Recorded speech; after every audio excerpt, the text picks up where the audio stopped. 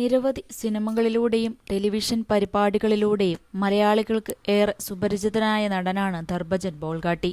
എന്നാൽ നടൻ എന്നതിനപ്പുറം ധർമ്മജൻ നല്ലൊരു എഴുത്തുകാരൻ കൂടിയാണെന്ന് നമ്മളിൽ പലർക്കും അറിയില്ല. 3 മെഗാ സീരിയലുകൾ, 500ഓളം എപ്പിസോഡുകൾ വരുന്ന കോമഡി ഷോകൾ, പ്രമുഖ ടെലിവിഷൻ ചാനലുകളിലുൾപ്പെടെ നിരവധി റിയാലിറ്റി ഷോകൾ തുടങ്ങി നിരവധി പരിപാടികളാണ് ധർമ്മജൻ എഴുതിയത്. ഒരു സമയത്ത് മിക്ക സിനിമകളിലും ഒരു കോമഡി വേഷത്തിൽ ധർമ്മജനെ കാണാൻ സാധിക്കുമായിരുന്നു. എന്നാൽ ഇപ്പോൾ മലയാള സിനിമയെടുത്താൽ ധർമ്മജനുള്ള ചിത്രങ്ങൾ വളരെ ചുരുക്കമാണ്. എന്തുകൊണ്ടാണ് ഇപ്പോൾ സിനിമകളിലൊന്നും ഇല്ലാത്തതെന്നും പിഷാരടിയുമായി എന്തുകൊണ്ട് പരിപാടികളൊന്നും ഇല്ലാത്തതെന്തുകൊണ്ടെന്നും പറഞ്ഞിരിക്കുകയാണ് ധർമ്മജൻ ഇപ്പോൾ. സിനിമയിൽ നിന്നും ഇടവേളയെടുത്തതല്ലെന്നും തന്നെ മനഃപൂർവ്വം ഒഴിവാക്കിയതാണെന്നും നടൻ ധർമ്മജൻ ബോൾഗാട്ടി പറഞ്ഞു. വേഷത്തിനായി ഇതുവരെ ചാൻസ് ചോദിച്ചിട്ടില്ലെന്നും അതിലൊരു പരാതിയില്ലെന്നും ധർമ്മജൻ പറഞ്ഞു. എന്നെ മനഃപൂർവ്വം ഒഴിവാക്കിയതായിരിക്കാം എന്നാണ് എനിക്ക് തോന്നുന്നത്. കൊറോണയുടെ ഒരു ഗ്യാപ്പ് ഉണ്ടായിരുന്നല്ലോ. പിന്നെ ഞാൻ സിനിമയ്ക്ക് വേണ്ടി വിളിക്കലൊന്നുമില്ല. ആളുകളെ കോണ്ടാക്ട് ചെയ്യലോ വിളിക്കലോ ഒന്നും എന്റെ ഭാഗത്തു നിന്നും ഉണ്ടാകാറില്ല. സിനിമയെ പറ്റി അന്വേഷിക്കുകയോ തിരക്കഥാകൃത്തുക്കളെ വിളിച്ച് വേഷം തരുമോ എന്ന് ചോദിക്കുകയോ ചെയ്തിട്ടില്ല. അതിന്റെയൊക്കെ ആയിരിക്കും. ജീവിതത്തിൽ ഇതുവരെ ചാൻസ് ചോദിച്ചിട്ടില്ല. എങ്ങനെയാണ് വരുന്നതെന്ന് അറിയില്ല. ഭയങ്കര ആവശ്യക്കാരനാണെങ്കിൽ മാത്രമേ നമ്മളെ ഒരു സിനിമയിലേക്ക് വിളിക്കുകയുള്ളൂ. നമ്മൾ പക്ഷെ അത്ര ആവശ്യമുള്ളയാളല്ല. പകരക്കാരുള്ള മേഖലയായി മാറിയല്ലോ സിനിമ. പണ്ട് അങ്ങനെ ആയിരുന്നില്ല. ഇപ്പോൾ നമ്മളില്ലെങ്കിൽ വേറെ ആളുണ്ട്.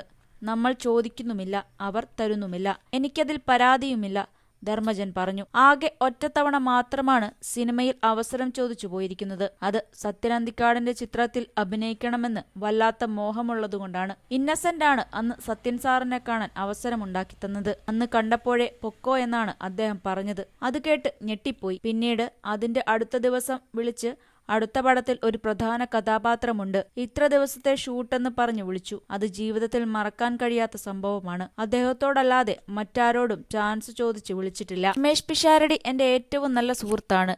എന്റെ അച്ഛൻ കഴിഞ്ഞാൽ ഏറ്റവും സ്ഥാനം കൊടുക്കുന്നത് പിഷാരടിക്കാണ്. ഞങ്ങളുടെ ഇടയിൽ പ്രശ്നങ്ങൾ ഉണ്ടെന്ന് പറയുന്നത് വെറുതെയാണ്.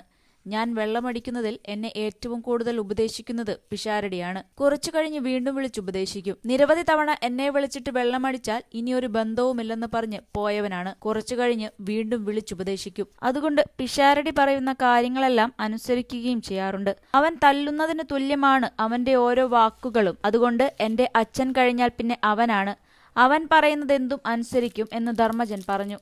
സ്റ്റേജ് പരിപാടികളൊന്നും ചെയ്യാറില്ല. പിഷാരടി സ്റ്റേജ് പ്രോഗ്രാമുകളൊക്കെ കുറച്ചു. സിനിമയിലേക്ക് മാത്രമായി ഒതുങ്ങിയിരിക്കുകയാണ്. പ്രോഗ്രാമുകൾ ഇപ്പോൾ പിഷാരടി ചെയ്യുന്നത് വളരെ കുറവാണ്. അതുകൊണ്ട് സ്റ്റേജ് ഷോകളിലൊന്നും ഒന്നിച്ചു കാണാത്തത്.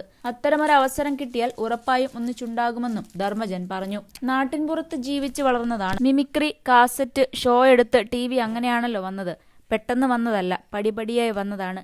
പെട്ടെന്ന് പൊട്ടി മുളച്ച ആളല്ല, പതുക്കെ പതുക്കെ കഷ്ടപ്പെട്ടാണ് വന്നത്. സിനിമയിലും ചാൻസ് ചോദിച്ചിട്ടില്ല. ദിലീപേട്ടനായിട്ടാണ് കൊണ്ടുവന്നതായിരുന്നു. മിമിക്രിയിലും ഒരിടത്തും ചാൻസ് ചോദിക്കേണ്ടി വന്നിട്ടില്ല.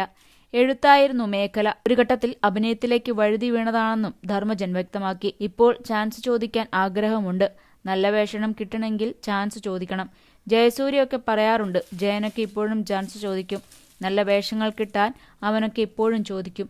എന്റെ ക്യാരക്ടറിന്റെ പ്രശ്നമാകും. ചോദിച്ചിട്ടില്ല, ചോദിച്ചു മേടിക്കാൻ തോന്നിയിട്ടില്ല. ഇനി മുന്നോട്ട് എങ്ങനെയാകുമെന്നും അറിയില്ല. കൂടുതൽ സിനിമ, സീരിയൽ, ചാനൽ വാർത്തകൾക്കും നിങ്ങളുടെ പ്രിയപ്പെട്ട താരങ്ങളുടെ എക്സ്ക്ലൂസീവ് അഭിമുഖങ്ങൾക്കുമായി സബ്സ്ക്രൈബ് ചെയ്യാൻ മറക്കല്ലേ.